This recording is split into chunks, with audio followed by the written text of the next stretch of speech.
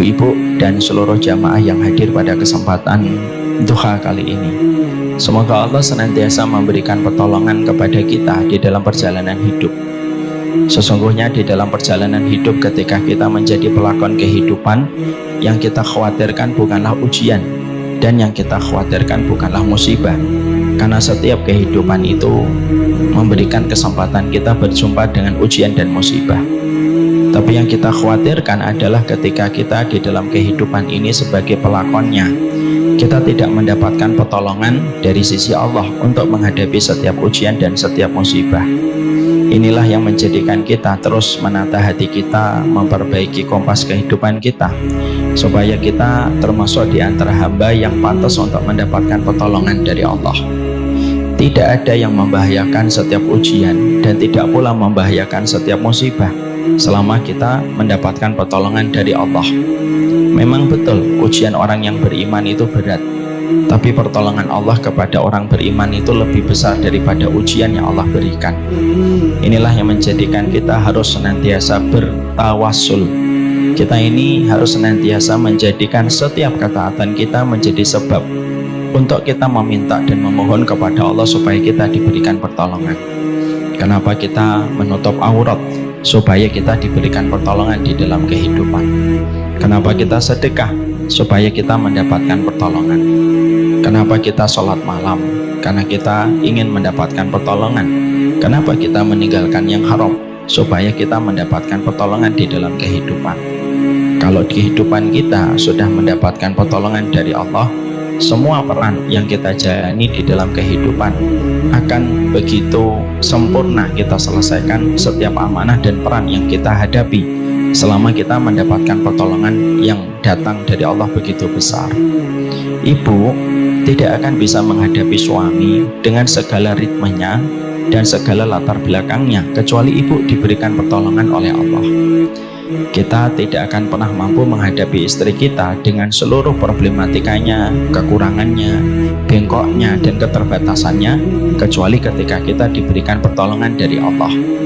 Kalau pertolongan Allah itu sudah datang, maka sebagaimana api pun bisa menjadi dingin. Kalau pertolongan Allah itu sudah datang, daratan pun, lautan pun bisa menjadi daratan. Kalau pertolongan Allah itu sudah datang, kaum yang sangat membenci sepenuh kota Mekah pun bisa sangat mencintai Nabi setelah pertolongan Allah itu datang. Kita sebenarnya dalam hidup tidak butuh banyak pertolongan makhluk, tapi kita dalam hidup itu membutuhkan banyak pertolongan Allah. Pertolongan makhluk itu pun merupakan bagian dari pertolongan Allah, karena kalau hatinya tidak dilunakkan oleh Allah, tidak mungkin dia itu akan menolong kita. Inilah cara kita, kenapa kita harus ngaji setiap waktunya, supaya kita mudah ditolong oleh Allah kalau sedang menghadapi setiap musibah dan setiap cobaan. Musibah itu pasti, cobaan itu hanyalah menunggu waktu, karena masing-masing dari kita pasti mendapatkan cobaan dan ujian di dalam perjalanan hidup. Innahu lam yabqa minad dunya illa bala'un wa fitanun. Tidak ada yang tersisa pada kehidupan di dunia kecuali cobaan dan ujian. Dan tentunya ketika kita sudah paham fakta kehidupan itu ada cobaan dan ujian, maka tidak ada yang paling kita butuhkan kecuali adalah pertolongan. Kalau kita sudah mendapatkan pertolongan, sebesar apapun gelombang itu akan dibuat landai oleh Allah. Kalau datang pertolongan, sekuat apapun angin menerpa, Allah akan mengademkan kembali angin itu supaya tidak merusak apa yang kita miliki. Karena pertolongan Allah itu merupakan hajat terbesar kehidupan kita. Karena tidak ada hajat terbesar kehidupan manusia kecuali adalah pertolongan. Makanya ibu mengulang satu ayat seharinya 17 kali. Yang kita kalau betul-betul sadar kenapa kita mengulang ayat ini 17 kali, supaya memberi arti kepada kita sedemikian kuatnya pertolongan Allah itu kita butuhkan. Apa ayat yang kita baca 17 kali di dalam satu hari? Iyyaka na'budu wa iyyaka nasta'in. Kepadamu kami hidup, kami menyembah, dan kepadamu kami meminta pertolongan. Karena kalau sudah datang pertolongan, sekuat apapun ujian yang datang, sekuat apapun masalah yang kita jumpai, hati kita tetap lapang dan jiwa kita tetap tenang ketika menghadapi setiap masalah selama kita diberikan pertolongan oleh Allah. Jadi kalau ibu nanti ditanya, kenapa ngaji terus? Supaya memantaskan saya mendapatkan pertolongan. Kenapa ibadah terus? Supaya memantaskan diri kita mendapatkan pertolongan.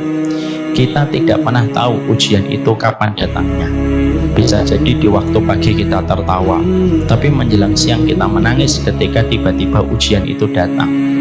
Bisa jadi siang hari kita dalam kondisi gembira, tapi sore hari tiba-tiba kita mendapatkan telepon yang menjadikan kita seakan mendapatkan kiamat kecil itu menimpa kepada kita. Hidup itu bukan apa yang kita mau, tapi hidup itu berjalan terkadang tidak sesuai dengan planning dan harapan kita. Maka itulah yang menjadikan kita harus senantiasa memohon pertolongan kepada Allah setiap waktunya. Jadi kalau ada orang yang nanya sama ibu, kenapa ngaji terus? Karena ingin mendapatkan pertolongan. Kalau nanti ibu dikomentari, saya bingung deh sama kamu, ngaji terus. Maka ibu katakan kepadanya, saya juga lebih bingung sama kamu, gak pernah ngaji dalam hidup. Bagaimana kamu akan mendapatkan pertolongan ketika nanti tiba-tiba ada ujian dan ada turbulence dalam kehidupan kita? Tidak ada yang paling kita butuhkan kalau guncangan itu terjadi kecuali adalah Allah.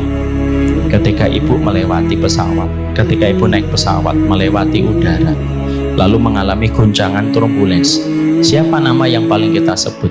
Suami? Enggak. Istri? Enggak. Anak? Enggak.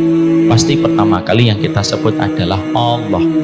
Sebutin apapun ibu kepada suami, tapi ketika guncangan itu datang, kita tidak akan menyebut nama suami kita. Bambang,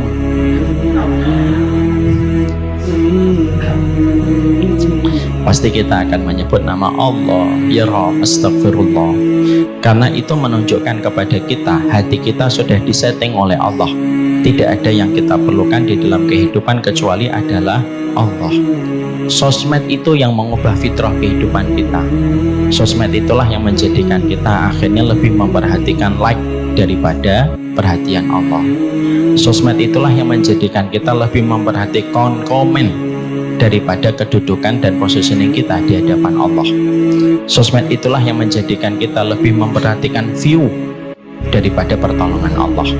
Padahal komen seramai apapun di beranda sosial media kita, maka ketika guncangan datang, komen itu tidak akan pernah berubah apapun untuk menolong kita. Berapapun yang nge-like ya postingan ibu, bahwasanya ibu posting yang nge-like 300.000 padahal follower ibu cuma 200, maka sesungguhnya ketika datang turbulensi itu pun tidak akan pernah datang untuk membantu kita. Sosmed itu boleh kita nikmati, tapi tidak boleh mengubah settingan hati kita. Tidak ada yang paling penting dalam kehidupan kita kecuali adalah pertolongan Allah. Bagaimana kita memantaskan diri mendapatkan pertolongan dari Allah? Taatlah di dalam beribadah, jujurlah di dalam ketaatan. Maka itulah yang memantaskan kita supaya kita mendapatkan pertolongan di sisi Allah. Ada sebuah kata-kata yang sangat indah. Ta'aruf ilallahi firrakhai ya'rifka fisyiddah. Kenalilah Allah di waktu lapangmu, dengan sholatmu, dengan taklimmu, dengan patuhmu, dengan taatmu. Maka Allah pasti mengenali kamu di waktu sulitmu dan di waktu susahmu. Dan saya sudah sering menyampaikan dalam banyak kesempatan, kenapa Allah menolong Nabi Yunus ketika tidak ada satupun manusia, tidak ada yang peduli dengan Nabi Yunus. Bahkan di dalam hadis riwayat Tirmidzi, para malaikat pun tidak tahu kalau Nabi Yunus ditelan oleh ikan paus.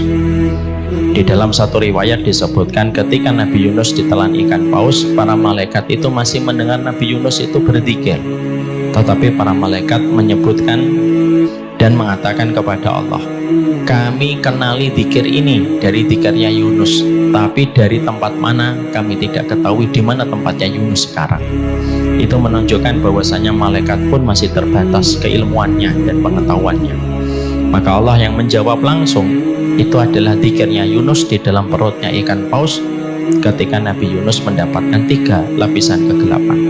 Lapisan kegelapan di perutnya ikan paus, lapisan kegelapan di tengah samudera yang begitu minus dengan cahaya matahari, Dan yang ketiga, kegelapan di waktu malam ketika gelap gulita itu datang. Tapi siapa yang memberikan pertolongan? Yang memberikan pertolongan adalah Allah dengan pertolongan yang di luar logika. Dijadikan ikan paus itu menepi, dijadikan ikan paus itu merasa mual, dan dijadikan ikan paus itu memuntahkan kembali apa yang ada di dalam perutnya. Itulah pertolongan Allah, bahwasanya lautan pun bisa menjadi daratan. Pertolongan Allah merubah pisau pun menjadi domba. Pertolongan Allah merubah api menjadi dingin. Dan pertolongan Allah menjadikan seorang ibunda Maryam, seorang diri melahirkan di tengah kondisi ketika beliau dikucilkan dan tidak ada satupun yang peduli. Tapi pada saat itulah ibunda Maryam mampu melahirkan dengan selamat, mampu membesarkan putranya, sampai putranya dipilih oleh Allah menjadi salah satu nabi yang kelak akan membunuh Dajjal, dan hari ini masih diberikan kehidupan sama dengan kehidupan kita. Itulah pertolongan Allah. Menikah itu sama, Bu. Menikah itu yang kita butuhkan bukan cintanya suami, karena cintanya suami tetap terbatas. Yang kita butuhkan dalam menikah itu pertolongan Allah. Itulah yang kita butuhkan ketika kita menikah.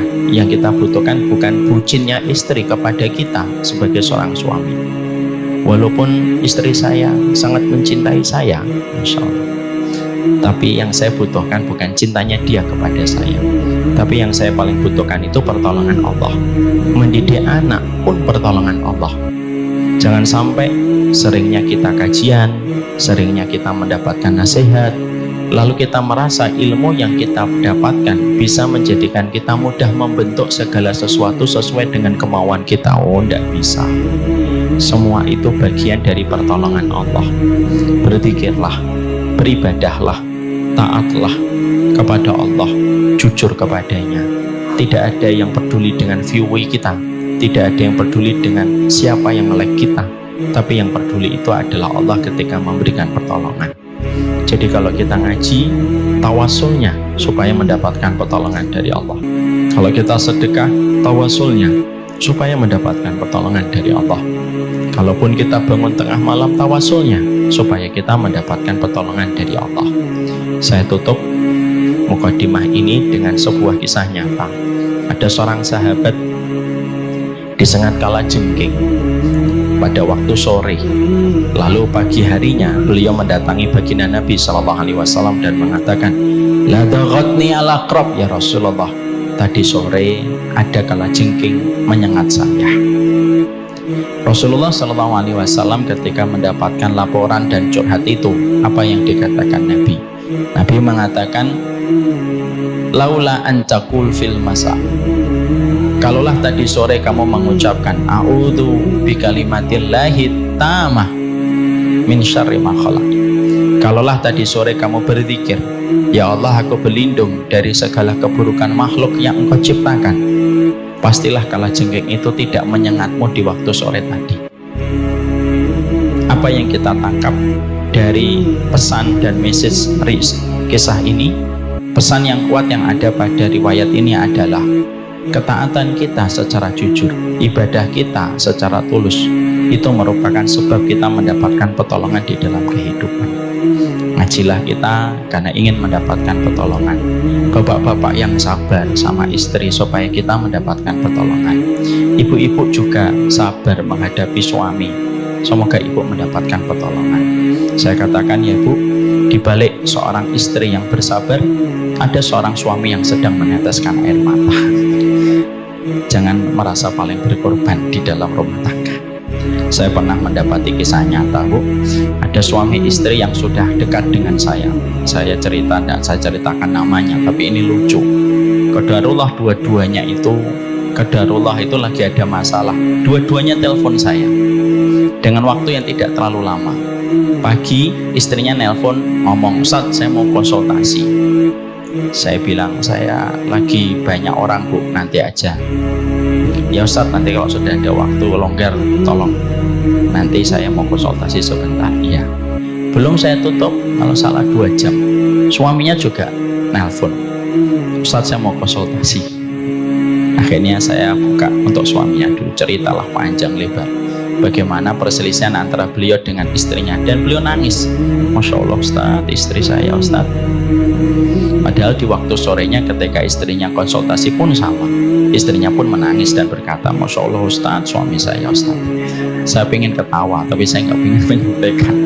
Tapi disitulah kita paham, ternyata yang merusak kehidupan rumah tangga kita bukan suami kita dan bukan istri kita. Yang terkadang merusak rumah tangga kita itu adalah ketika kita merasa paling berkorban di dalam rumah tangga. Jadi sebelum ibu nanti ngomong, ya Allah Ustaz, suami saya, bayangkan Bu, ada seorang suami harus menyeka air mata sebelum masuk ke garasi rumahnya. Maka pahamilah bahwasanya rumah tangga itu memang sama-sama meneteskan air mata. Semoga kita mendapatkan pertolongan dari sisi Allah Subhanahu wa Ta'ala. Amin. Alhamdulillah, tentunya senantiasa kita bersyukur kepada Allah dalam setiap perjalanan kehidupan kita. Syukur itu bukan sesuatu yang ringan. Syukur itu harus ditopang dengan ilmu. Sabar saja tidak bisa kita lakukan tanpa ilmu. Sebagaimana perkataan yang disampaikan oleh Nabi Khidir, kaifa tasbiru malam tuqid bihi khubra. Gimana kamu mau sabar Musa kalau kamu tidak punya ilmunya? Sama pula, sabar itu harus dilatih dengan ilmu. Makanya kalau ada yang mengatakan, saya orangnya nggak sabaran Ustaz, itu berarti dia tidak mau belajar. Karena sabar itu bisa didapatkan dengan ilmu. Sama pula ketika sabar itu harus dengan ilmu, maka syukur itu pun harus dengan ilmu, supaya betul-betul kita menjadi hamba yang bersyukur. Para ulama mengatakan sesungguhnya syukur itu terkadang jauh lebih berat daripada setiap kesabaran. Ujian itu lebih mudah mendekatkan kita kepada Allah dibandingkan kenikmatan. Terkadang membuat kita lapang tetapi justru membuat kita lalai. Berulang-ulang saya sering menyampaikan, dinding rumah sakit itu lebih banyak merekam orang yang menangis dan bersedih dan meminta doa kepada Allah secara jujur dibandingkan dinding masjid. Kenapa dinding masjid terkadang jarang merekam orang yang banyak meneteskan air mata? Karena kondisi lapang dan tenang yang sedang kita rasakan terkadang menjadikan kita tidak terasa dekat dengan Allah. Tapi kalau kita sedang digoncang, pada saat itulah kita merasakan dekat dengan Allah. Makanya syukur itu bukan perkara gampang. Kalau ada yang mengatakan ketika diberikan pilihan, milih sabar atau milih syukur, langsung tanpa berpikir dia mengatakan syukur Ustaz. Tidak segampang itu Ferguson. Jadi syukur itu tidak semudah yang kita pikirkan. Karena syukur itu sifatnya long term dan sabar itu sifatnya short term. Do you understand what I mean? Yes. Gak usah dijawab, yes. Gak usah dijawab. Kenapa sabar itu short term? Karena biasanya sabar itu ketika kita sedang menghadapi cobaan. Tapi syukur kenapa long term? Karena syukur itu biasanya ketika kita mendapatkan kemudahan. Dan kaidah kehidupan itu jauh lebih mudah nikmatnya dan lebih panjang nikmatnya daripada ujian.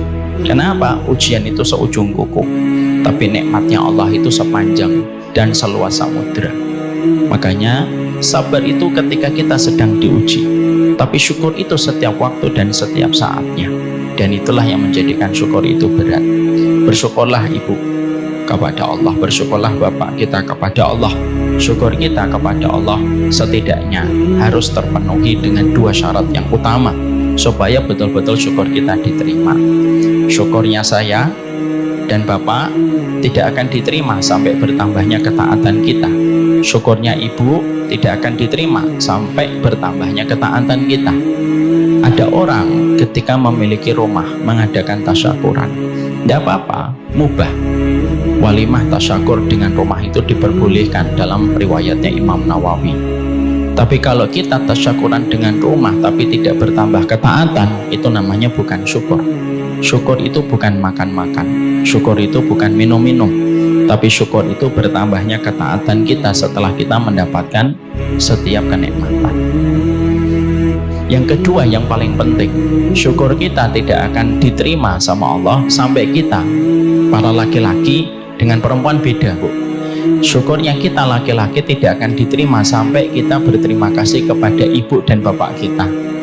Makanya kalau ada anak bersyukur kepada Allah, dia punya istri, dia punya anak, tapi dia bersyukurnya kepada Allah dengan membuat ibu air matanya jatuh dan membuat sedih pada hati bapaknya, syukurnya nggak akan diterima. Demi Allah nggak akan diterima.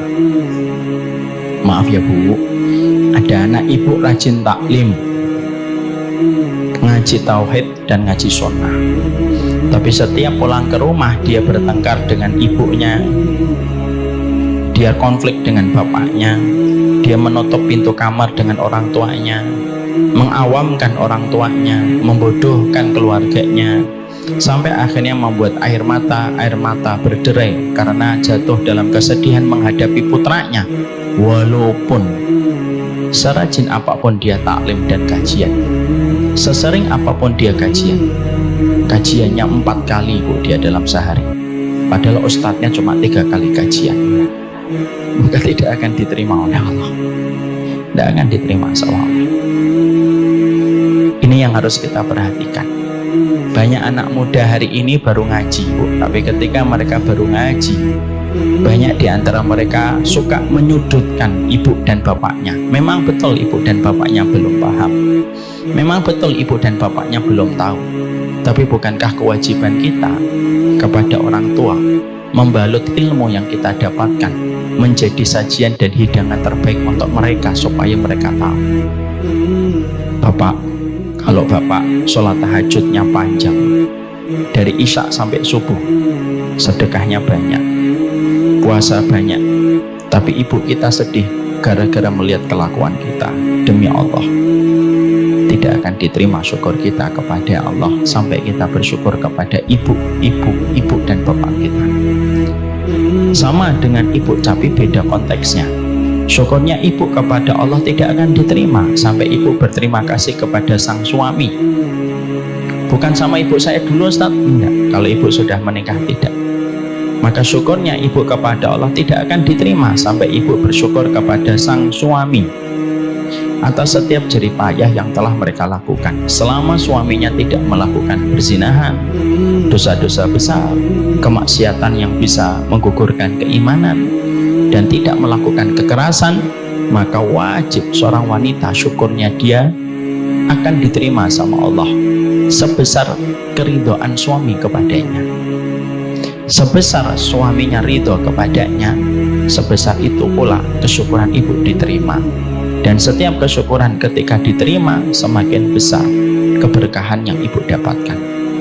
Ibu ngaji, ibu taklim, ibu puasa sunnah, ibu sholat malam, tapi ketika hatinya ibu, ketika posisi ibu di hatinya suami tidak diridhoi, maka demi Allah syukurnya ibu kepada Allah tidak diterima sampai berterima kasih dulu kepada sang suami atas seluruh jerih payah yang telah mereka berikan kepada kita selaku istrinya. Suka tidak suka, mau tidak mau, begitulah kaidah kehidupan ketika kita berterima kasih. Semoga kita senantiasa bisa berterima kasih yang terbaik, bisa terima kasih kepada Allah dengan ketaatan yang bertambah, bisa bersyukur kepada Allah dengan kita berterima kasih kepada ibu kita dan kepada suami kita tercinta. Dan semoga Allah memberikan kepada kita kebaikan di dalam perjalanan hidup. Amin insyaallah. Seluruh jamaah yang semoga Allah rahmati, kita tentunya paham bahwasanya tanda hati dan tanda iman yang hidup pada perjalanan hati kita itu adalah ketika kita memiliki rasa khawatir dan takut kepada fitnah. Karena sesungguhnya ketika kita ingin mengetahui iman kita itu hidup atau tidak hidup, salah satu indikatornya adalah sebesar apa ketakutan kita kepada fitnah. Fitnah itu bukanlah ketika kita mendapatkan berita yang tidak sesuai dengan kenyataan. Itu fitnah dalam terminologi bahasa Indonesia. Tapi fitnah dalam terminologi syariat itu adalah perkara apapun yang bisa menimpa dan merusak kehidupan agama kita dan merusak kehidupan akhirat kita. Itulah yang disebut dengan fitnah. Apapun yang merusak akhirat kita, apapun yang merusak agama kita, dan apapun yang merusak kehidupan akhirat kebenaran kita, maka itu termasuk di antara fitnah. Makanya tidak ada indikator hati yang hidup bukan hanya ketika dia rajin sholat. Indikator hati yang hidup bukan terletak ketika kita bersemangat di dalam kita melakukan haji dan umroh. Indikator hati yang hidup itu adalah ketika kita khawatir terhadap fitnah. Karena generasi pertama umat ini tidak ada yang mereka paling takutkan kecuali adalah fitnah untuk bisa menimpa kepada mereka dan merusak kehidupan agama dan kehidupan akhirat mereka. Tidaklah Rasulullah SAW ketika beliau mendapatkan hadis dari Jibril, kecuali Jibril itu bertanya tentang hari kiamat, lalu bertanya tentang tanda-tanda kiamat. Tidaklah seorang malaikat Jibril bertanya tentang tanda kiamat kecuali ingin menyampaikan kepada kita bahwasanya persoalan zaman fitnah yang menjadi satu paruh waktu sebelum tegaknya hari kiamat itu menjadi perkara yang harus selalu kita sikapi dengan waspada. Tidaklah Rasulullah beliau khutbah yang paling panjang sampai beliau berkhutbah lebih dari 10 jam. Tidak terputus di antara semua khutbah yang beliau sampaikan dari pagi sampai menjelang maghrib kecuali khutbah tentang masalah zaman fitnah. Dan tidaklah Umar bin Khattab ketika mengumpulkan setiap para sahabat yang masih tersisa dan beliau bertanya tentang satu pertanyaan yang diajukan oleh Umar bin Khattab ketika mengumpulkan para sahabat yang tersisa, beliau tidak bertanya tentang gimana sifat sholat yang sunnah, bukan. Beliau tidak bertanya bagaimana sifat haji dan umrah yang sunnah, bukan. Tapi yang beliau tanyakan adalah fitnah yang bisa menimpa kepada setiap orang, untuk memberikan kepada kita tentang sebuah ketegasan. Dan ini memberikan kepada kita sebuah pesan yang sangat jelas. Tidak ada yang paling dikhawatirkan oleh orang yang memiliki iman kecuali mereka khawatir terhadap fitnah yang bisa menimpa kepada kehidupan agama dan kehidupan akhirat. Ketika fitnah itu sudah datang, maka rusaklah kehidupan dunia dan rusaklah kehidupan agama dan kehidupan akhirat seseorang. Makanya itulah yang menjadikan akhirnya Nabi memberikan kepada kita banyak sekali penjelasan supaya kita belajar dari setiap penjelasan yang disampaikan Nabi, supaya kita mampu menumbuhkan kewaspadaan di dalam kehidupan kita ketika kita beragama, supaya di dalam kehidupan agama kita jangan sampai rusak akhirat kita, jangan sampai rusak agama kita hanya karena kita bodoh terhadap fitnah, ketika fitnah itu satu kenyataan yang tidak bisa kita ingkari. Fitnah itu selalu ada. Makanya ada seorang sahabat ketika mendengar kata fitnah, maka dia pergi ke laut dan tidak pernah diketahui kabarnya sampai hari ini, ketika dia khawatir terhadap fitnah ketika bisa menimpa kepada dirinya.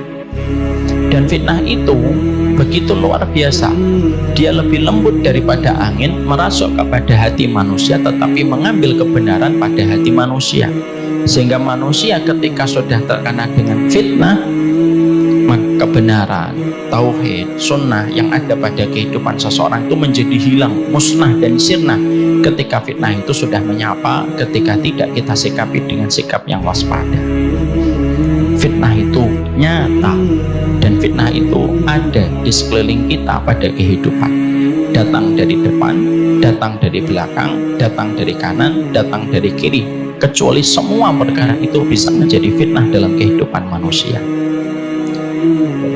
Antara kita dengan fitnah itu lebih dekat daripada tali sandal kita, dan kita tidak pernah tahu kapan fitnah itu akan datang menimpa kepada kehidupan akhirat kita.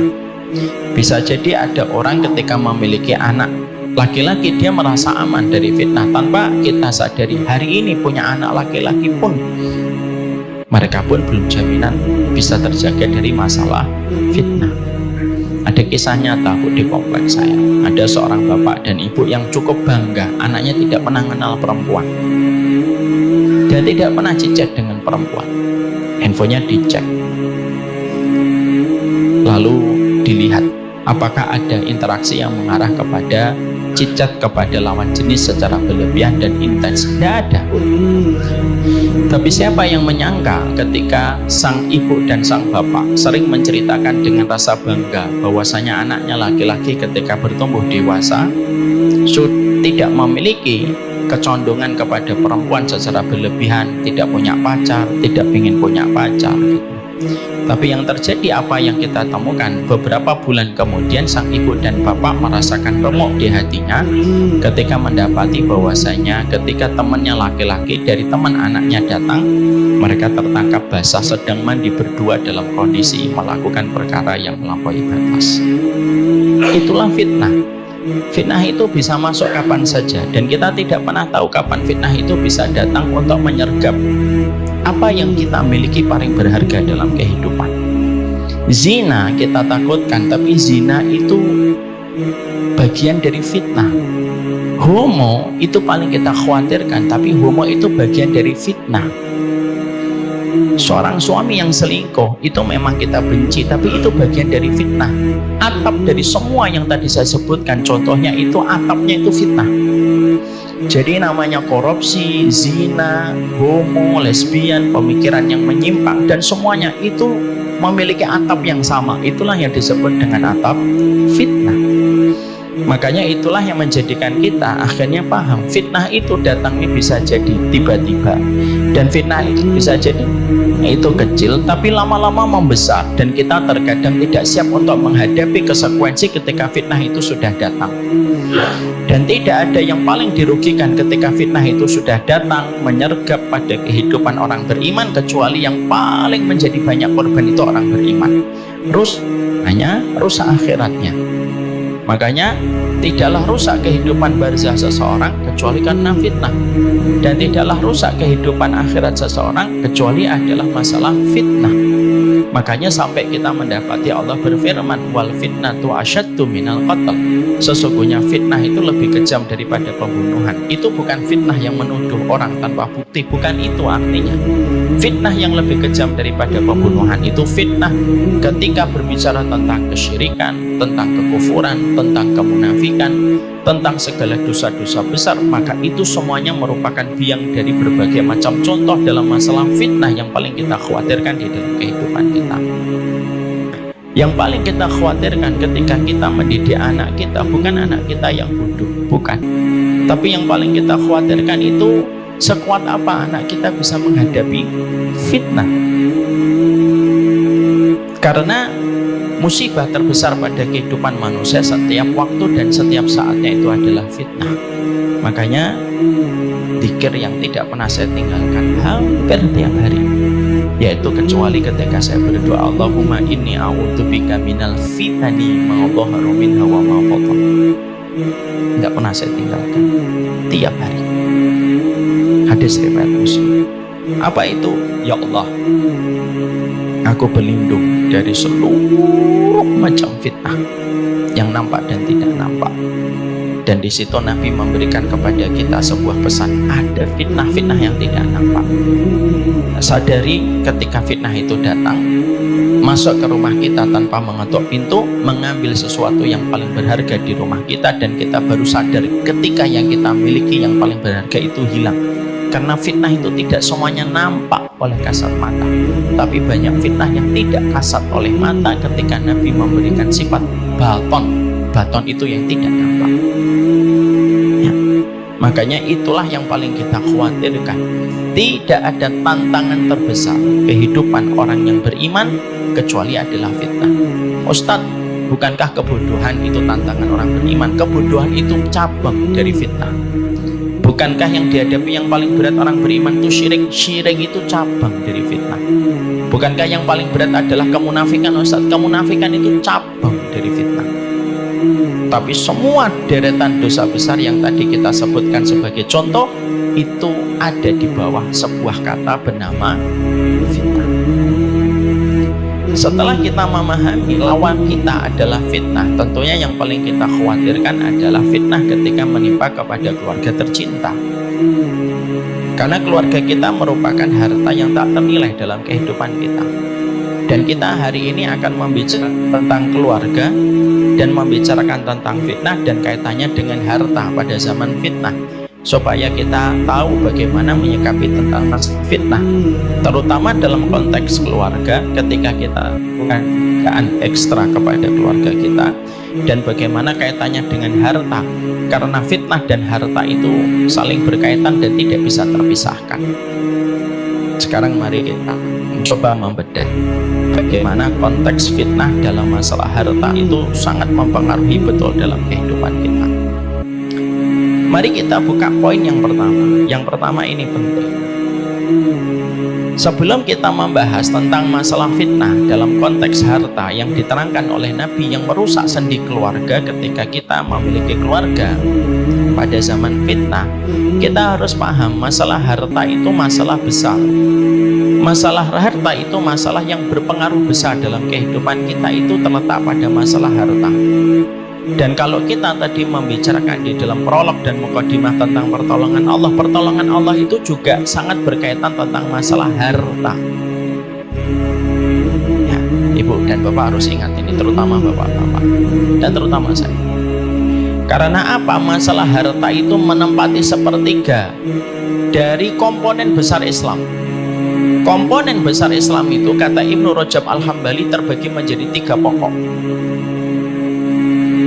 Jadi Islam itu dalam perspektif sunnah itu ada 3 landasan, ada 3 bagan besarnya.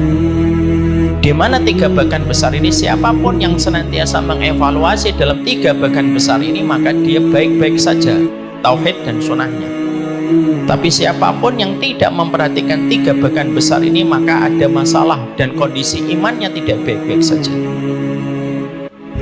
Apa 3 bagan besar itu? Dikatakan oleh Imam Ibnu Rajab di dalam kitabnya Jami'ul Ulum wal Hikam. Sunnah kalau dibagi ada 3 intinya. 1, hadis dari Umar bin Khattab radhiyallahu anhu, yaitu tentang masalah niat. Innamal a'malu binniyat. Seluruh amal itu tergantung niat. Artinya sepertiga dari kita mengikuti Nabi Muhammad tergantung bagaimana kita mengkondisikan hati kita, supaya tidak ada yang kita tuju dan tidak ada yang menjadi target kehidupan kita kecuali Allah. Bukan untuk dunia dan bukan untuk tepuk tangan manusia.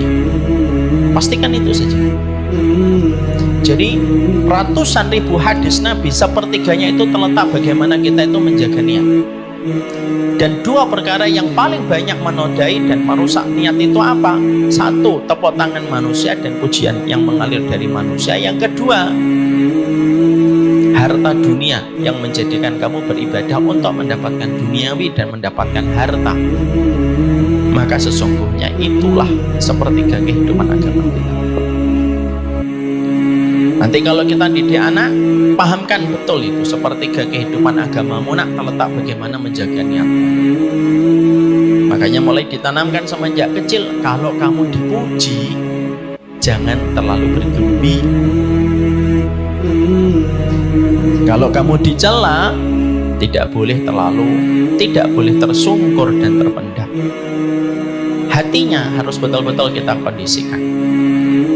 Maaf Bu, kalau mampu anak kita tidak terkenal, lebih baik tidak usah terkenal. Demi Allah. Saya ngomong dari orang yang sudah terlanjur dikenal orang. Kenapa? Orang semacam kita dan orang-orang dan para ustadz yang sudah dikenal, apa yang paling sulit untuk kita kondisikan setiap harinya? Jaga niat. Kalau mampu untuk tidak terkenal, tidak usah terkenal. Demi Allah. Kenapa? Bebannya terlalu sulit dan konsekuensinya terlalu berat. Kenapa? Hidup tanpa dikenal banyak orang lebih mudah dan lebih ringan dibandingkan hidup dikenal banyak orang dengan banyak konsekuensi yang harus dibayar. Demi Allah, kalau saya bisa mutar waktu, saya tidak ingin dikenal banyak orang. Dan saya sampaikan kepada istri saya, anak kita tidak usah dikenal orang. Makanya saya tidak pernah posting, istri saya tidak pernah posting anak saya. Kenapa? Bebannya terlalu berat. Sekalinya tergelincirnya terlalu jauh ke dalam pintu api. Ibu dan Bapak, ada satu hadis yang membuat kita selalu khawatir betul. Ada salah satu tempat di neraka yang mana jahanam saja berlindung darinya seharinya puluhan kali. Tempat itu apa? Sampai jahanam saja, salah satu nama bagian neraka saja berlindung dari tempat itu puluhan kali di dalam satu harinya. Saking mengerikannya tempat itu. Dan ternyata kata Nabi, tempat itu diperuntukkan bagi mereka yang hafal Al-Quran, mereka yang menyampaikan ilmu, mereka yang menyampaikan kebenaran. Tetapi tujuannya bukan untuk ridhonya Allah, tetapi untuk tepuk tangan manusia dan dunia. Sepertiga bangunan sunnah itu terletak kepada penjagaan hati. Semakin kita tidak meniatkan bahwasanya apa yang kita lakukan bukan untuk tepuk tangan manusia dan bukan untuk harta, semakin kita sudah mendekati ketika bermakmum kepada Nabi. Tapi semakin kita tidak mempedulikan hati kita, semakin jauh makmum kita dari Nabi. Ibarat Nabi berdiri di Pamulang, kita bermakmum di Bekasi. Jauh sekali jarak dan bedanya antara kita dengan Nabi. Karena apa? Karena untuk mendekatkan posisi keimaman kita dengan Rasulullah SAW itu jaga niat setiap waktu. Suruh anak ibu kalau sekolah jangan hanya dilepas saja. Dekap itu anak ibu ketika sebelum sekolah. Nah, kamu sekolah bukan untuk nilai dan bukan untuk ijazah. Jangan. Terlalu letih mama kalau harus ngantar kamu tiap pagi tapi ujungnya hanya selembar kertas. Terlalu capek papahmu kalau harus memberikan rezeki kepadamu dari pagi jam 7 dia berangkat, jam 4, jam 5 baru pulang hanya untuk mengantarmu untuk menjadi pegawai semata. Terlalu rugi. Dekap bu anaknya tiap hari dengan bahasa yang kita rubah supaya dia tidak bosan. Bukan nilai dan ijazah supaya nanti kamu bekerja, tapi kamu belajar enak supaya kamu bisa memberi sesuatu kepada agama Allah. Dari sekecil mungkin itu kita tanamkan. Itu niat. Kenapa selalu niat, Ustaz? Karena niat itu merupakan perkara yang paling mahal di sisi Allah. Tidak ada bagian yang paling dijadikan spotlight oleh Allah dalam setiap kehidupan kita kecuali niat. Niat.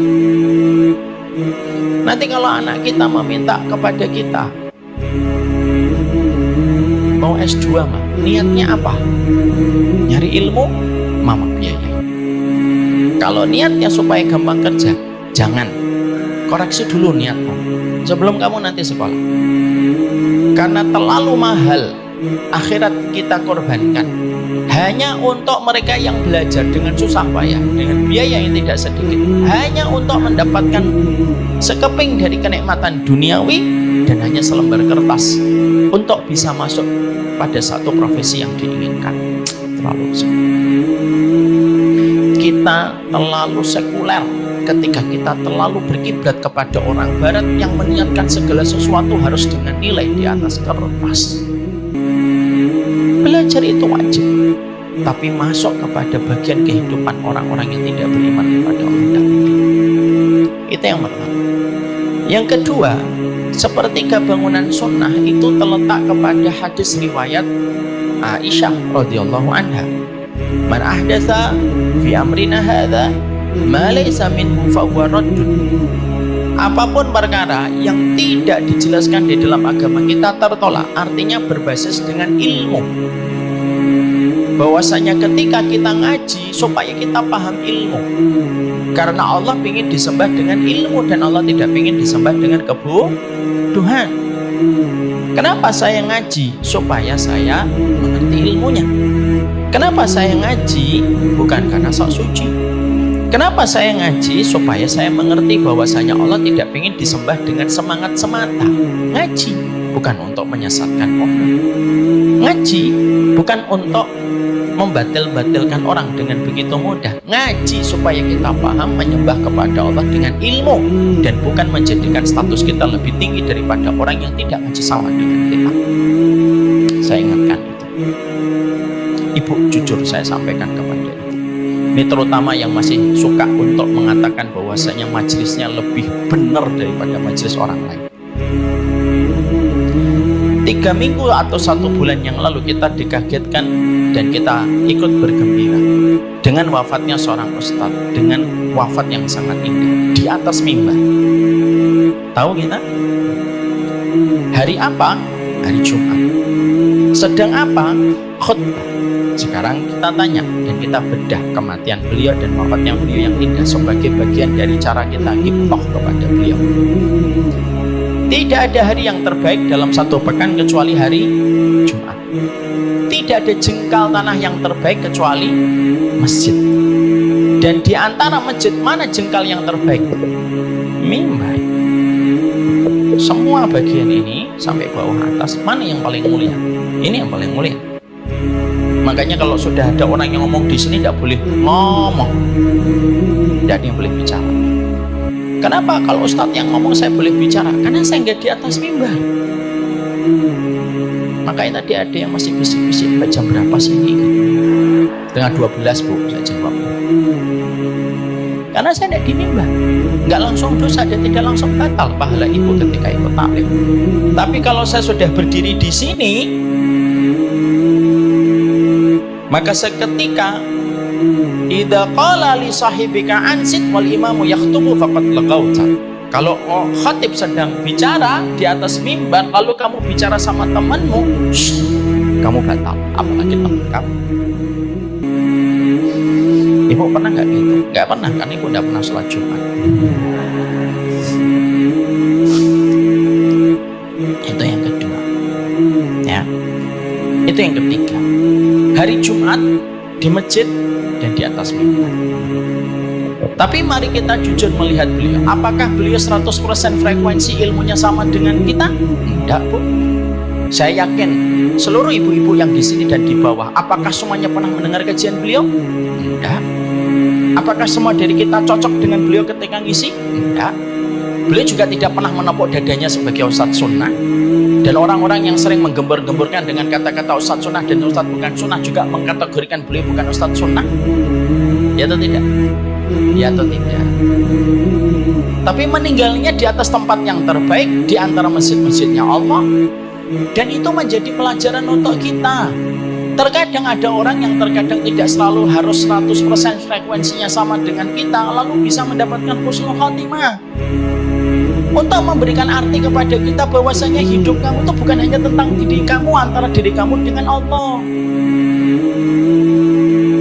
Supaya kita belajar bahwasanya kehidupan kita wajib memegang pendapat yang paling kuat, tapi menghormati orang yang beriman sebagai umatnya Nabi Muhammad yang terkadang tidak sama dengan pilihan kita. Itu juga sama pentingnya. Ada nggak orang NU yang mati husnul khotimah? Banyak. Ada nggak orang Muhammadiyah yang mati husnul khotimah? Banyak, Bu. Ada nggak orang IM yang mati husnul khotimah? Banyak. Ada itu Mang Odet, orang Bandung kalau nggak salah, mungkin IM atau apa. Beliau wali kota Bandung, meninggal ketika sholat 2 rakaat sebelum melaksanakan khutbah. Ada Ustadz Syatibi yang videonya sempat viral ketika beliau sedang ngisi kajian gitu, orang Mampang, orang Al-Hikmah, lalu meninggal dunia. Itulah yang menjadikan kita akhirnya memahami betul ilmu yang kita pelajari. Ambil pendapat yang paling kuat, tapi menghormati pendapat orang lain yang terkadang tidak sama dengan kita. Penting. Udah gak laku sekarang itu cara kita untuk mendoktrin kepada pengikut kita supaya hanya mau kepada kita dan menutup mata kepada orang selain kita. Kita tidak pernah tahu kebaikan orang itu di hadapan Allah, sehingga kita tidak boleh untuk menjudge-nya begitu instan dan begitu mudah. Ini bukan berarti nanti ibu tidak peduli dengan ilmu. Harus peduli dengan ilmu. Tapi cara kita menghormati orang lain itu teramat penting supaya kita paham. Kenapa Allah wafatkan orang yang mati husnul khotimah itu tidak semuanya 100% frekuensinya sama dengan kita ketika ngaji? Supaya membuka mata kita, supaya membuka mataku, supaya membuka matamu. Ada orang yang terkadang tidak selalu 100% sama dengan dirimu, tapi ternyata dia pun mendapatkan husnul khotimah. Kadang-kadang ada tetangga kita, Ibu, mungkin 1-2 dia melakukan tindakan yang salah, menurut kita itu salah, dan ternyata mungkin pendapat kita itu benar di sisi Allah. Tapi di balik 1-2 perkara yang salah yang dia lakukan, bisa jadi dia melakukan amalan-amalan lain, di mana amalan yang lain itu justru mendatangkan ridhonya Allah kepadanya, dan kita tidak tahu. Oke, dalam masalah tahun baru dia salah, Tapi bisa jadi dia punya masalah-masalah yang lain, yang amal-amal soleh itu dilakukan oleh beliau yang tidak kita sadari. Tanpa kita sadari amalan-amalan yang lain itu menghapuskan dosanya ketika dia di tahun baru, dan Allah menerima amalnya karena banyaknya amal lain selain itu yang Allah terima ketika dia betul-betul ikhlas. Kan kita tidak pernah tahu. Cara kita melihat orang lain itu penting. Saya pernah menyampaikan sebuah analogi di sini. Saya ingatkan kembali karena peristiwa ini baru saja terjadi supaya kita semakin paham. Kalau saya janji sama istri saya, Ibu, iya, ketemu yuk di warung Padang. Oke, warung Padang mana? Duha dan malam. Bukan pagi sore, enggak, duha dan malam. Contoh, kalau saya nyebutkan yang tadi kan iklan.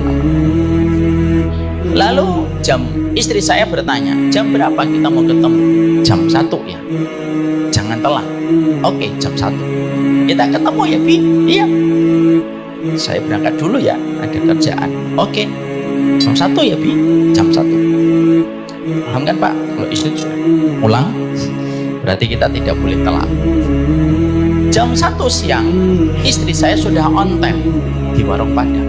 Saya jam 1 siang belum datang. Jam 2 belum datang. Jam 3 belum datang. Nelpon saya sudah lebih dari 99 kali. Lebih dari Asmaul Husna.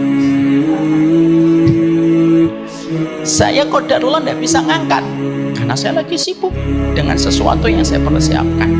Sekalinya ngangkat, mati. Jam 3 istri saya nelpon sudah nggak bisa. Sudah kotak box. Jam 4 ditelepon nggak bisa. Istri saya masih nungguin itu di warung Padang. Rendangnya sudah habis 7. Apalagi tongkol baladonya, Masya Allah, sama giginya. Maka jam 3 sampai jam 4 saya belum datang. Jam 5 saya baru datang, Pak. Istri saya dalam kondisi sudah betul-betul marah atau senyum, Pak? Marah. Nah, tidak usah kita sok mengatakan senyum, pasti marah. Berasap atau tidak kepalanya? Tergantung warung Padangnya ber-AC atau tidak ber-AC. Maka ketika datang istri saya sudah langsung marah. Kamu tuh janji jam 1, ditelepon 99 kali tidak diangkat. Sampai ditelepon jam 3 juga nggak diangkat. Mati lagi handphonenya. Lalu saya berkata, maafin saya ya, saya salah. Tapi karena saya lagi mempersiapkan sesuatu. Istri saya sudah tidak peduli apa yang saya persiapkan. Dan dia tidak nanya, apa yang kamu persiapkan, Binda? Egonya lagi naik tinggi. Maka saya berkata sama istri saya membelikan kamu kalung. Tuh Pak, istri kita itu kayak gini-gini nih. Padahal contoh loh itu. Disebutkan kalau langsung wih gitu. Itu contoh. Membelikan kamu kalung. Kalungnya harganya 300 juta. Kira-kira istri saya terus akan marah atau tersenyum?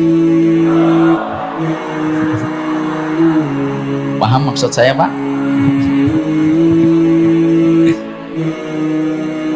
Memaafkan saya atau tetap menganggap saya bersalah? Dan kira-kira apa perkataan istri saya setelah itu? Istri saya akan berkata, Bi, iya, lain kali telatnya jam 9 malam ya, Bi. supaya kalungnya 600 juta. Paham di sini? Jangan sampai nanti pulang ditanya, tadi ngajinya apa? Ustadz beliin kalung 200 juta. Bukan. Intinya adalah bahwasanya bisa jadi kita punya salah, tapi bisa jadi ada kebaikan-kebaikan yang dilakukan yang menjadikan akhirnya Allah itu ngampunin kita. Bisa jadi tetangga kita ketika ada yang meninggal, dia salah mengambil pendapat ijtihad, tapi dalam masalah yang lain dia memiliki kebaikan yang tidak kita sadari, Bu. Paham di situ? Sehingga akhirnya nanti sepertiga yang kedua ketika kita mengikuti sunnah, sepertiga yang kedua itu kita pastikan bahwasanya setiap apapun dalam kehidupan kita tidak pernah lepas dari ilmu.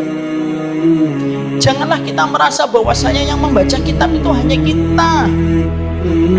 Janganlah kita merasa bahwasanya yang membaca kitab itu hanya guru kita, seakan-akan guru lain tidak ada yang membaca kitab. Jangan punya sikap kayak gitu. Dan saya itu tidak memusuhi siapapun, yang kecuali yang saya musuhi itu adalah sikap kita sesama muslim. Itu jangan sampai kita itu gampang untuk memusuhi orang yang beriman. Kita tidak cocok, wajar. Emang kita harus cocok supaya kita saling mencintai gitu. Kalau ada seorang guru ngaji, dakwah, tapi sekali gurunya keluar dari masjid tidak mau menyapa kepada guru yang lain yang tidak sama dengan dirinya kecuali yang disapa muridnya, terus kita belajar apa dari dirinya? Setiap orang bisa menyampaikan teori tentang persaudaraan, tapi tidak setiap orang bisa menyampaikan keteladanan dalam persaudaraan. Saya lebih senang anak saya belajar dari orang yang standar ilmunya tapi memiliki kemuliaan akhlak ketika dia menyikapi orang lain. Itu lebih saya senang untuk anak saya daripada anak saya belajar dengan orang yang pintar tapi mereka justru membangun istana-istana tinggi hanya untuk menjadikan merasa jumawa dan melangit dengan apa yang mereka pelajari. Tidak, jangan gitu. Maka itu yang kedua. Yang ketiga, bangunan sunnah itu yang ketiga itu apa? Bangunan sunnah yang ketiga itu adalah Nu'man bin Bashir. Apa itu hadisnya?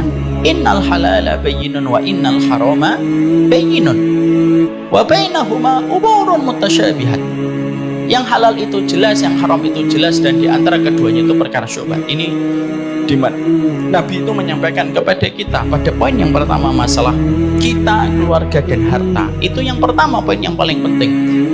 Sepertiga dari komitmen kita kepada sunnah itu terletak bagaimana penjagaan kita tentang masalah harta, supaya harta kita tidak tercampur dengan syubhat dan tidak tercampur dengan yang haram.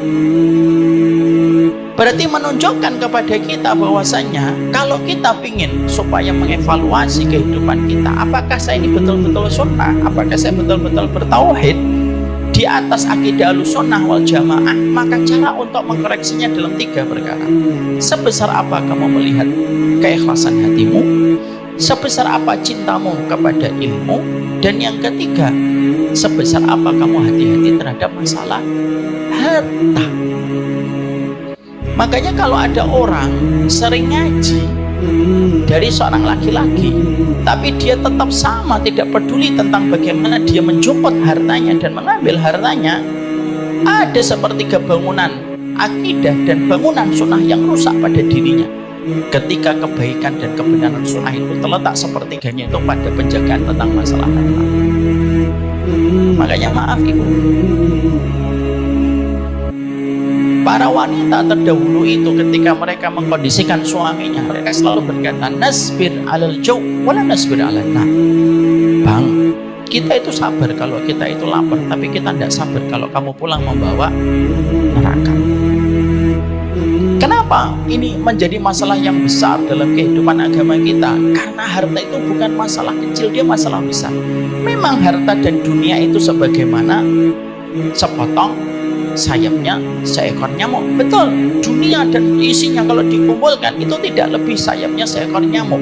Memang betul tidak lebih dari sayapnya seekor nyamuk. Tapi ketika mendapatkan dengan cara yang haram, murkanya Allah lebih daripada apa. Tidaklah Nabi Adam dikeluarkan dari surga bukan karena zina, dan tidaklah Nabi Adam dikeluarkan dari surga bukan karena kezaliman. Dikeluarkan Nabi Adam pertama kali dari surga karena memakan buah yang diharamkan oleh Allah untuk memberi arti kepada kita. Dosa yang paling banyak dilakukan manusia itu adalah syahwat, dan syahwat itu bertumbuh dalam 2 perkara. Syahwat tentang masalah kemaluan dan syahwat tentang masalah dunia yang dia makan dan dia nikmati. Itu masalah dunia. Makanya akhirnya pada poin yang pertama, penjagaan pertama kita ketika sudah membicarakan tentang masalah harta. Kenapa sepenting itu masalah harta dalam penjagaan kita? Karena masalah harta mempengaruhi bagaimana kita ketika bermakmum kepada Nabi Muhammad SAW. Cara kita bermakmum kepada Nabi itu tergantung bagaimana cara kita untuk menjaga dari harta yang haram. Semakin bersih harta kita dari yang haram, semakin dimudahkan oleh Allah. Semakin harta kita makan dengan cara yang haram, semakin rusak kualitas kehidupan keluarga kita. Makanya maafkan, ingat gak Bapak dan Ibu, saya pernah menyampaikan perkataan dari Syekh Mutawalli Sya'rawi. Harta itu ada dua. Ada harta yang mengawetkan, ada harta yang sifatnya merusak. Apa itu harta yang sifatnya merusak? Harta yang sifatnya merusak itu adalah hartanya bisa jadi banyak, tapi merusak. Mungkin dapatnya 1 miliar, tapi suaminya berzina. Mungkin dapatnya 3 miliar, tapi anaknya menghamili orang. Mungkin dapatnya 5 miliar, tapi antara dirinya dan anaknya tidak pernah terjadi komunikasi yang akrab dan hangat antara bapaknya dengan ibunya, atau antara bapaknya dengan anaknya. Mungkin dapatnya 6 miliar, tapi dia menghadapi satu pembiayaan jauh lebih besar daripada uang yang dia miliki. Itu namanya harta yang merusak. Dan yang paling kita khawatirkan itu apa? Bukan fakirnya yang paling dikhawatirkan orang beriman, tapi yang paling dikhawatirkan orang beriman itu ketika hartanya merusak. Dan harta yang merusak itu tergantung bagaimana cara dia ketika mendapatkan harta. Ada harta yang kedua, ada harta yang sifatnya mengawetkan. Harta yang mengawetkan itu bagaimana? Dijadikan mungkin banyak, dijadikan pula terkadang itu sedang. Gajinya cuma 5 juta, tapi kebutuhannya 3 juta. Dijadikan cuma 5 juta, tapi 5 anaknya tuh sayang banget sama abahnya. Setiap abahnya pulang, ada yang langsung membukakan pagar, ada yang mengambil tasnya, ada yang mengambil kunci motornya, ada yang melepaskan sepatu abahnya, ada yang langsung mengambilkan air putih abahnya, ada yang langsung menawarkan kepada abahnya, "Bah, mau dipijat, Bah." Itu namanya mengawetkan. Hartanya mungkin cuma 3 juta per bulan, tapi ketika anaknya tidak mampu sekolah dan tidak mampu abahnya menyekolahkan ke tingkat lanjutan, abahnya berkata sama anaknya, "Maaf ya nak, abah gak bisa muliahin kamu tahun ini. Harta abah lagi cekak, kamu sabar dulu ya." Lalu anaknya dijadikan oleh Allah lembut menjawab tanpa marah-marah, "Tidak apa-apa, Bah, abah fokus aja untuk adik-adik. Abang nanti bisa nyari beasiswa sendiri kok, dan alhamdulillah kelihatannya sebentar lagi abang nanti dapat beasiswa." Itu mengawetkan.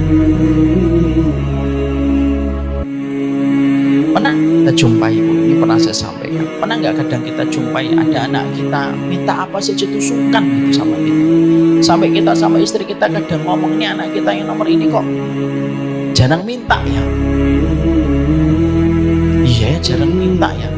Ditawarin apa aja bilang nggak usah mah, nggak usah Pak, masih cukup kok. Itu namanya mencukupkan. Ada nggak harta anak kita itu terkadang Masya Allah itu tasnya sudah robek-robek gitu. Lalu kita menawarkan, "Nak, tasmu tuh nak sudah robek-robek nak, diganti tas yang baru ya nak."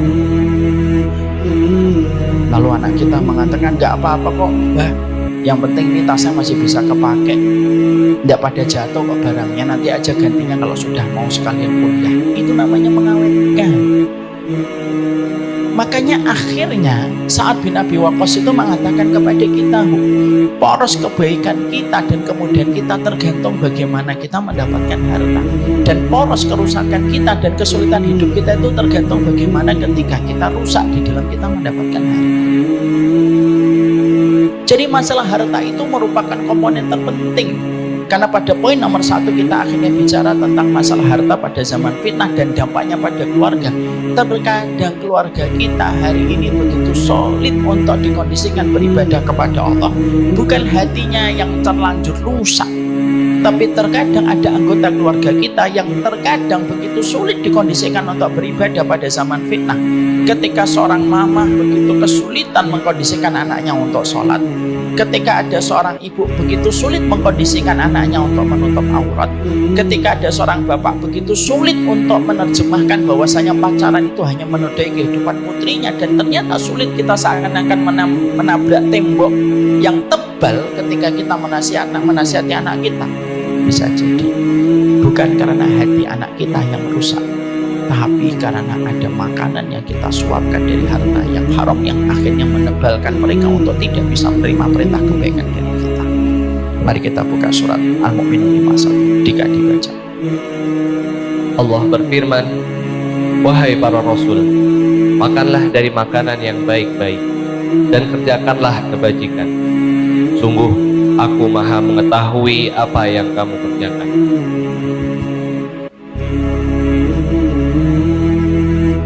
Allah menyampaikan kepada kita di dalam surat Al-Mu'minun ayat 51. Mari kita bedah bareng-bareng. Ya ayyuhar rusul kulu minat thayyibati wa'malu salihah inni bima ta'maluna alim. Perintah ini perintah agung karena perintah ini secara spesifik ditujukan kepada para rasul.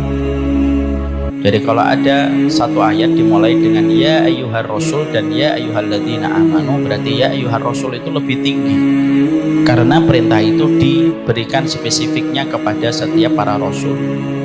Dan ini menjadi kurikulum bagi orang beriman yang mengikuti jalannya para rasul. Perhatikan itu ayatnya, Bu. Apa perintah yang Allah berikan kepada para rasul? Yang pertama pada ayat ini, di dalam ayat ini ada dua perintah dan ada satu kondisi keadaan. Saya ulang kembali, surat Al-Mu'minun 51 ada dua perintah dan satu kondisi keadaan. Bisa dilihat apa dua perintah itu? Yang pertama perintah itu kulu minat thayyibati. Kita ini dalam kehidupan itu diperintahkan untuk makan dari harta-harta yang baik. Jadi ini merupakan sebuah dalil dan sebuah penegasan. Islam tidak pernah mengharamkan orang bekerja dan Islam tidak pernah mengharamkan dunia. Karena apa? Karena kita mendapatkan perintah dari Allah yang pertama, kulu minat thayyibat. Makanlah yang baik. Perintah yang kedua Allah sampaikan, wa'malu sholihah. Yang kedua itu beramal sholihlah. Sekarang mari kita bedah sesuai dengan korelasi antara satu kalimat dengan kalimat. Itu disebut dengan munasabah. Kenapa perintah yang pertama makan? Kenapa perintah yang kedua beramal sholih? Mungkin gak Allah itu menempatkan dua perintah tanpa ada hubungan di antara keduanya? Ya tidak mungkin. Sangat tidak mungkin. Allah merintahkan ibu terhadap satu perintah, tapi perintah yang kedua tidak ada hubungannya dengan perintah yang pertama, itu tidak ada. Itu pasti tidak mungkin terjadi. Allah itu memberikan perintah yang pertama pada ayat ini, makan yang baik. Lalu perintah yang kedua, wa'malu sholihah, yaitu beramal sholih. Apa hubungannya? Para ulama, salah satunya Imam Ibnu Katsir berkata, karena amal sholih itu sangat tergantung dengan kualitas makanan yang baik yang kamu dapatkan. Saya ulang kembali. Kenapa perintah 1 dan 2 ini dibarengkan oleh Allah di dalam satu ayat? Karena korelasinya itu adalah karena kita tidak mungkin akan beramal sholih sampai kita betul-betul selektif di dalam mendapatkan harta yang baik yang kita konsumsi dan kita berikan kepada anak cucu kita.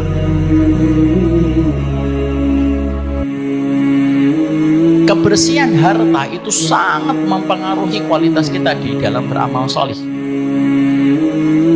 Sehingga kalau kita mendapati ada suami kita kok dalam beberapa tahun terakhir tidak pernah melakukan ketaatan, cek dengan nada yang lembut, selembut nada minor kepada suami kita. Bang, maaf sekali, abangku, cintaku, semesta munginku. Ada nggak yang nyangkut dan nempel pada rezeki yang kamu berikan kepadaku yang aku tidak ketahui? Karena apa? Karena tidaklah harta itu ketika sudah diambil dengan cara yang haram, kecuali kita belajar dari ayat ini, yang pertama kali rusak amal soleh. Makanya sampai akhirnya sebagian para ulama juga mengatakan kalau sampai terjadinya zina itu pasti karena nyempil harta yang haram. Kalau akhirnya kita memiliki anak sudah besar, begitu sulit kita kondisikan untuk menutup auratnya, maka tidak ada yang kita bisa lakukan kecuali mengevaluasi kita, bukan menyudutkan anak kita. Memang betul anak kita yang salah ketika dia tidak menutup aurat, tapi pertanyaannya, sudah berapa lama kita membangun fondasi untuk anak sampai dia bisa menutup aurat dengan benar? Ini yang pertama. Yang kedua, pernahkah kita terbuka auratnya ketika keluar rumah yang pernah dilihat oleh anak? Yang ketiga, jangan-jangan bapaknya suka ganjen ketika sama perempuan yang tidak menutup aurat dengan benar. Yang keempat, bisa jadi ada harta yang berjalan ketika tidak sesuai dengan apa yang Allah perintahkan. Tercampurlah itu harta yang halal dengan tercampur yang haram, kecuali menjadi racun. Racun itulah yang menjadi buah dan menjadi daging-daging liar di dalam tubuhnya manusia, yang mana daging liar itu menolak setiap perintah ketaatan. Kalau kita mendapati ada anak kita susah sholat, jangan hanya nyalahkan anak kita, tetapi yang juga kita evaluasi itu harta kita bagaimana.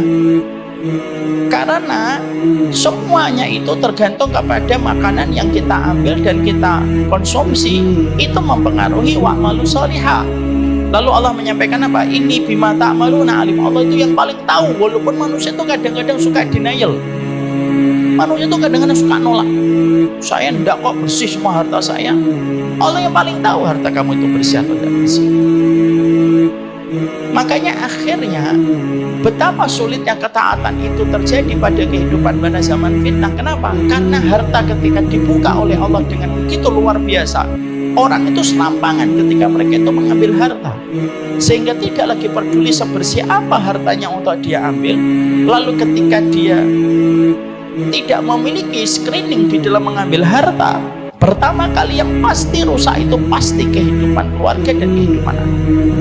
Ini saya ambilkan kisah nyata untuk menjadi poin yang pertama, betapa pentingnya pusaran kebaikan keluarga kita pada zaman fitnah itu sangat terletak kepada harta yang bersih. Ada kisah nyata, sahabat saya pernah cerita, dia punya seorang teman, dia punya murid, nakalnya itu luar biasa. Kalau tidak salah pernah saya sampaikan di sini, anak itu nakalnya luar biasa, sampai akhirnya berkali-kali itu digundul sebagai simbol pelanggaran berat.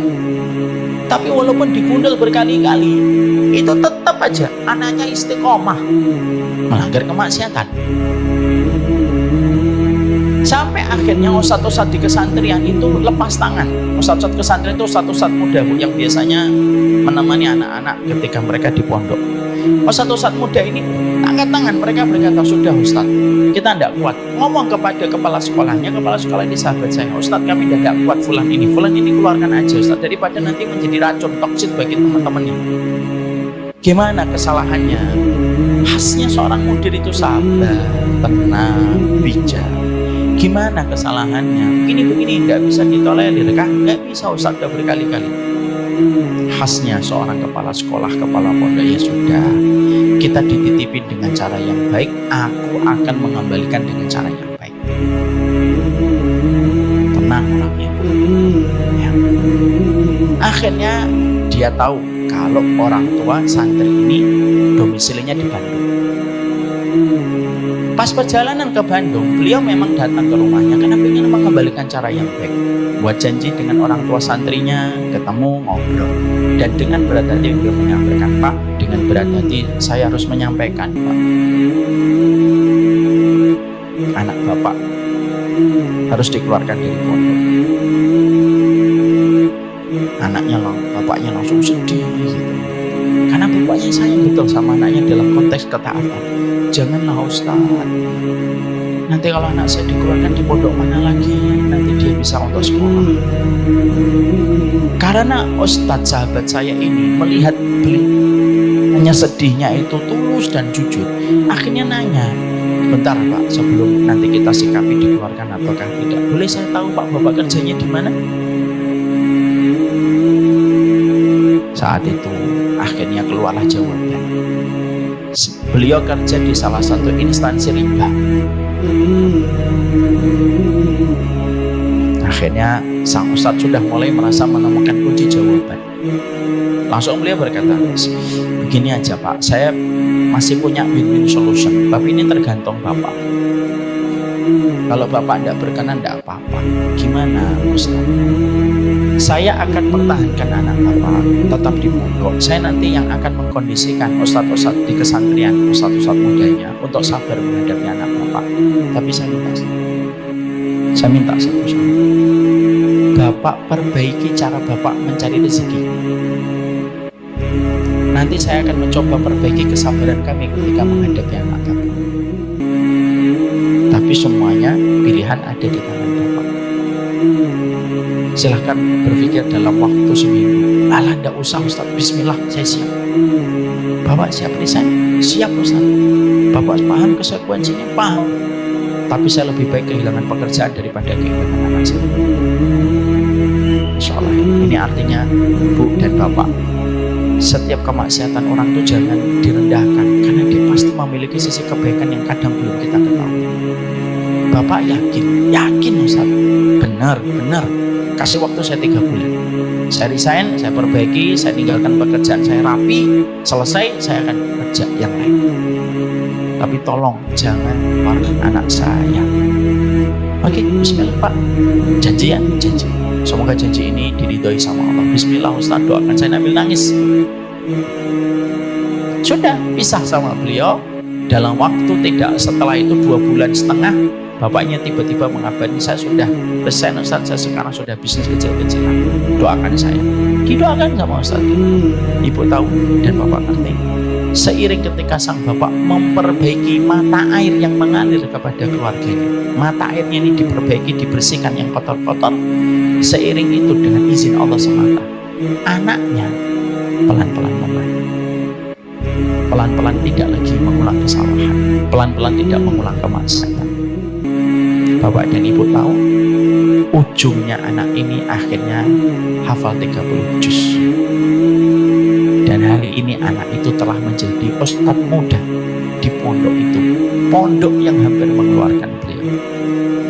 Kisah ini hikmahnya besar. Kisah ini disampaikan sahabat saya dan beliau mengatakan, sampaikan Ustaz, betapa memperbaiki mata air itu penting sekali. Makanya betul kalau kita membaca dalam kitab yang saya tulis ini, mata air harta itu berperan besar dalam setiap aliran air kebaikan yang ada pada kita. Makanya maaf, terkadang ada anak yang mabuk, bukan anaknya yang salah, tapi apa yang disuapkan bapaknya sampai dia lebih menikmati mabuk daripada menikmati teh hangat yang saya bawa dari Bekasi. Di balik anak yang dia pakai celana pendek dan rela untuk dijamah oleh laki-laki manapun tanpa ada konsekuensi manapun, sebelum kita menyalahkan dia, tanya harta apa yang pernah kita suapkan kepadanya sampai menjadikan tubuhnya lebih condong kepada kemaksiatan daripada panggilan Allah. Di balik setiap anak yang tidak mampu mendengarkan Quran lama, tanya sama diri kita, demi Allah, harta apa yang pernah kita suapkan kepadanya sampai akhirnya menjadikan telinganya tidak bisa mendengarkan panggilan Allah. Padahal panggilan Allah itu panggilan pertama kali yang dia dengarkan di dalam rahim ibunya ketika dia dikandung di dalam rahim ibunya. Bukan mereka yang salah. Terkadang kita yang salah menguap dengan harta yang dekat. Yang pertama, kita harta dan zaman fitnah. Rusaknya setiap keluarga pada zaman fitnah itu tidak pernah lepas kaitannya dengan masalah harta. Itu poin yang pertama. Paham di sini, Bu? Apa poin yang kedua? Poin yang ketiga kita bahas kapan-kapan, insya Allah. Semoga Allah memberikan keberkahan untuk apa yang kita pelajari. Insya Allah sudah setengah 12. Kalau sudah panas-panas gini itu tidak tepat banyak pertanyaan. Jadi mari kita cukupkan kajian kita pada kesempatan hari ini. Ibu, saya ingatkan betul, jangan ada yang pergi dulu. Seberat apapun ibu hari ini masih mendapati suaminya itu struggling ketika mencari harta, dan bisa jadi mungkin profesi yang sedang dihadapi suami ibu itu memang profesinya belum bersih 100%. Sabar, jangan pernah durhaka, berikan doa yang terbaik, genggam tangannya, lembutkan suara mengingatkannya, meyakinkan hatinya bahwasanya ketika kita membersihkan harta kita pasti ada kebaikan yang Allah persiapkan untuk kita. Tapi saya tidak mau, Bu. Setelah ibu nanti belajar dari sini, pulang-pulang ke rumah ibu membawa emosi. Ketika sore hari suaminya pulang baru membuka pintu, ibu langsung berkata, qala Allah Ta'ala fil Qur'anil Karim, di dalam surat Al-Mu'minun 51. Jangan gitu, pelan-pelan. Tidak ada yang disukai oleh seorang suami kecuali kelembutan suara seorang wanita. Saya ingatkan ya Bu, kami para laki-laki tahu betul 90% nasihatnya istri itu benar, ya atau tidak Pak? Yang tidak kami sukai itu apa? Intonasinya yang tidak enak. Betul atau tidak Pak? Yang mantok-mantok agak takut kan istrinya ikut. Makanya ingatkan dengan baik, doakan, kuatkan. Karena bisa jadi Bu, ada suami kita yang rela mengambil harta itu walaupun tahu dia itu hartanya kurang bersih, karena yang difikirkan ibu. Demi Allah ya, saya pernah jumpai ada seorang bapak-bapak mendapatkan pressure dan tekanan tinggi di kantornya. Pressernya tinggi sampai dia stres. Ngomong ke saya itu nangis. Laki-laki 48 tahun nangis di depan saya. Saya bilang, Pak, keluar saja Pak kalau memang pressernya kuat. Ya Allah Ustadz, saya keluar itu yang saya selalu pikirkan itu istri saya sama anak-anak saya. Dia rela menelan kepahitan demi kepahitan setiap harinya dari jam 9, 9 to 5, 9 sampai jam 5. Karena yang diingat itu istrinya dan anaknya. Janganlah setiap kebaikan ibu yang ibu dapatkan hari ini menjadikan ibu lupa gimana berdarah-darahnya dia ketika bertahan untuk memberi kecukupan kepada ibu. Kita memang ingin bersih dalam harta kita, tapi cara untuk memahamkan bahwasanya kita perlu harta yang bersih untuk keluarga kita, pahami suami kita. Jangan sampai cara yang kita paksakan justru menimbulkan mudarat yang lebih besar dan kerusakan yang lebih besar. Nahi mungkar itu harusnya tidak menimbulkan kerusakan yang besar. Istri yang menasihati suami tapi akhirnya berujung kepada perceraian, bisa jadi nahi mungkarnya tidak berkah. Karena nahi mungkar itu kalau terjadi secara benar tidak menimbulkan kerusakan yang lebih besar. Wassalamualaikum warahmatullahi wabarakatuh. Ini yang dapat saya sampaikan. Tidak ada pertanyaan, insyaallah paham semuanya. Subhanakallahumma wa bihamdika asyhadu an la ilaha illa anta astaghfiruka wa atubu ilaik.